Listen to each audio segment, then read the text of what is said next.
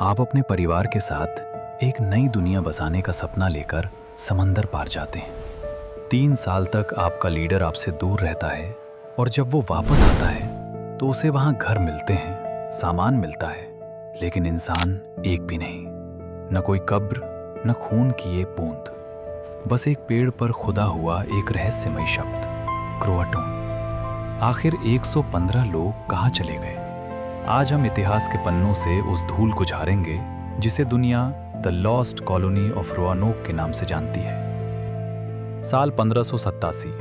England की रानी Elizabeth प्रथम America में अपना दबदबा चाहती थी। जॉन वाइट नाम के एक आदमी के नेतृत्व में 115 लोग, जिनमें उनकी अपनी गर्भवती बेटी भी थी, रोआनोक आइलैंड पर उतरे। दोस्तों, जरा उनकी हिम्मत की कल्पना कीजिए।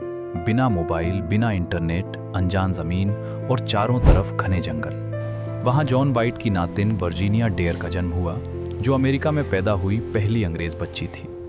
वहां खाने के लाले पड़ गए और स्थानीय आदिवासियों से खूनी झड़पें होने लगी। हार मानकर जॉन वाइट को मदद लेने वापस इंग्लैंड जाना पड़ा। जाते वक्त उन्होंने वादा किया था, मैं जल्द लौटूंगा, पर उन्हें क्या पता था कि ये उनकी आखिरी मुलाकात है। वाइट इंग्लैंड तो पहुंचे, लेकिन किस्मत को कुछ और ही मंजूर था। इंग्लैंड और स्पेन के बीच भीषण युद्ध छिड़ गया। हर जहाज को युद्ध के लिए रोक लिया गया। उसकी बेटी, उसकी नातिन, उसके दोस्त, सब एक अनजान टापू पर भूखे प्यासे उसकी राह देख रहे थे। 3 साल, एक एक दिन पहाड़ जैसा बीता। जब 1590 में युद्ध खत्म हुआ और वाइट वापस रोआनोक पहुंचे तो उनके दिल की धड़कनें तेज थीं। उन्हें उम्मीद थी कि दूर से कोई बच्चा दौड़ता हुआ आएगा, पर वहां सिर्फ सन्नाटा था। जब वाइट ने किनारे पर कदम रखा तो मंजर देखकर उनके होश उड़ गए।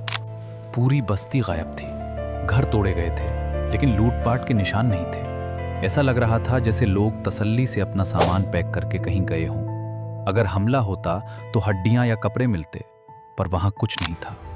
एक पेड़ पर लिखा था क्रोआटून, और एक खंभे पर सिर्फ 3 अक्षर, क्रो।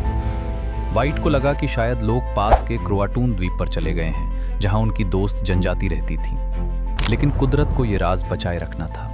एक भयंकर तूफान आया, लंगर टूट गए और वाइट को मजबूरन इंग्लैंड वापस जाना पड़ा। वो दोबारा कभी अपनी फैमिली को नहीं देख पाए। अब सवाल आता है, हुआ क्या था? सबसे तार्किक बात यह है कि वो लोग आदिवासियों के साथ मिल गए। सालों बाद उस इलाके में नीली आंखों वाले आदिवासी देखे गए जो थोड़ी बहुत इंग्लिश बोलते थे। क्या वो उन्हीं के वंशज थे? कुछ लोग मानते हैं कि क्रोकैटन कोई जगह नहीं, बल्कि एक श्राप या कोई प्राचीन शक्ति थी। 400 साल बीत गए। आज हमारे पास ड्रोन हैं, डीएनए टेस्टिंग है, सैटेलाइट्स हैं, लेकिन रोआनोक आज भी एक पहेली है। क्या वो लोग आज भी हमारे बीच हैं, अपनी पहचान बदलकर, या वो उस घने जंगल में कहीं दफन हो गए? दोस्तों, अगर आप उस दिन वहां होते तो आप उस पेड़ पर क्या लिख कर जाते? कमेंट्स में अपनी थ्योरी जरूर बताएं।